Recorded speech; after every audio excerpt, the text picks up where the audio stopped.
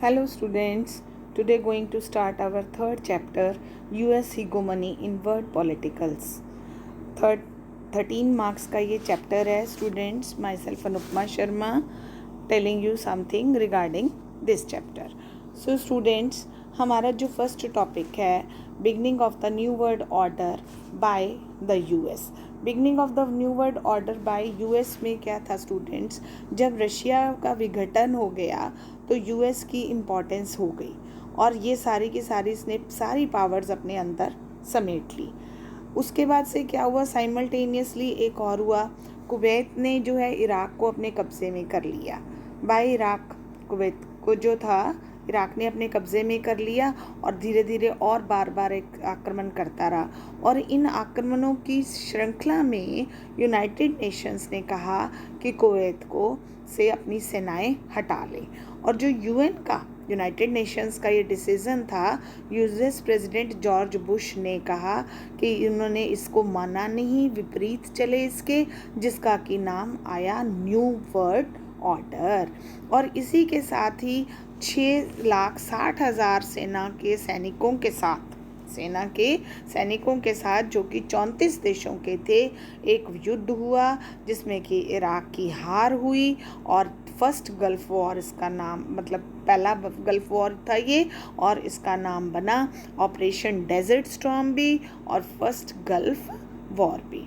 Students, यहाँ से America का कंट्रोल बढ़ता चला गया क्योंकि इसके पास टेक्नोलॉजिकली एडवांसमेंट बहुत सारी थी, जिसने कि विश्व के बाकी देशों को अमेरिका की कैपेबिलिटी की क्षमता की पहचान करवाई. तो यहाँ से हमें पता चला what was the meaning of new world order. उसके बाद स्टूडेंट्स, हमारा जो नेक्स्ट टॉपिक है दैट इज क्लिंटन ईयर्स.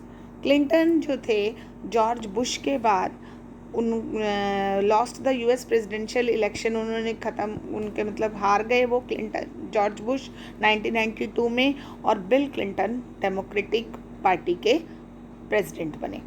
इस समय में यह विश्वास किया गया कि यूएस जो था अपनी इंटरनल अफेयर्स की तरफ ध्यान देगा, ये नहीं सोचेगा कि विश्व के अंदर जो उसने अपनी राजनीतिक घुसपैठ बनाई हुई थी उसको कम रखेगा.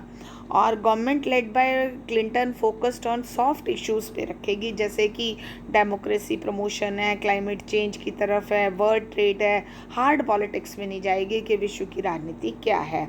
स्टिल यूएस जो था शोर्स इट्स मिलिट्री पावर दिखाई, और इसलिए 1999 में यूगोस्लाविया एक्शंस में अल्बानिया के साथ, कोसावा में, सेकेंडली उस यूएस ने जो है नैरोबी, कीनिया और दारुसलाम में बॉम्बिंग की. ये ऑपरेशन इन्फिनिट रीच शुरू हुआ US series of cruise missiles के साथ सूडान और अफ़गानिस्तान के साथ. तो स्टूडेंट्स, हमारा फिर जो अब ये क्लिंटन ईयर था, मतलब क्लिंटन के टाइम में ज़्यादा अधिक नहीं कंट्रोल होकर और सिर्फ देश का ही, मतलब उन्होंने विश्व की राजनीति की बजाय देश की ही राजनीति की. अब यहाँ पर 9/11 and global war on terror शुरू हो गया.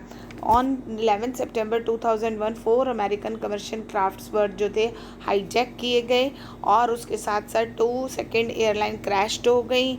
और साथ में यूएस का जब इतना ज़्यादा पेंटागन बिल्डिंग्स पर, वर्ल्ड ट्रेड सेंटर की आक्रमण हुए, तो सारा का सारा वर्ल्ड तो हैरान परेशान हुआ ही हुआ.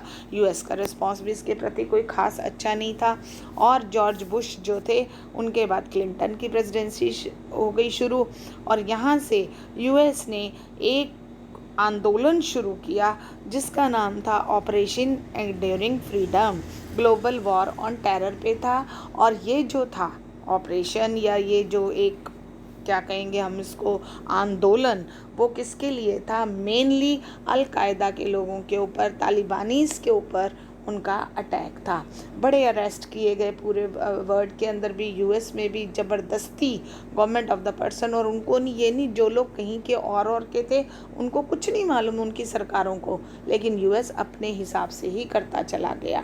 These persons were transported across countries and detained in secret prisons में उनको रखा गया, अपने देश में ला कर और उनको रखा, कोई उनकी सरकारों को कुछ नहीं बताया गया.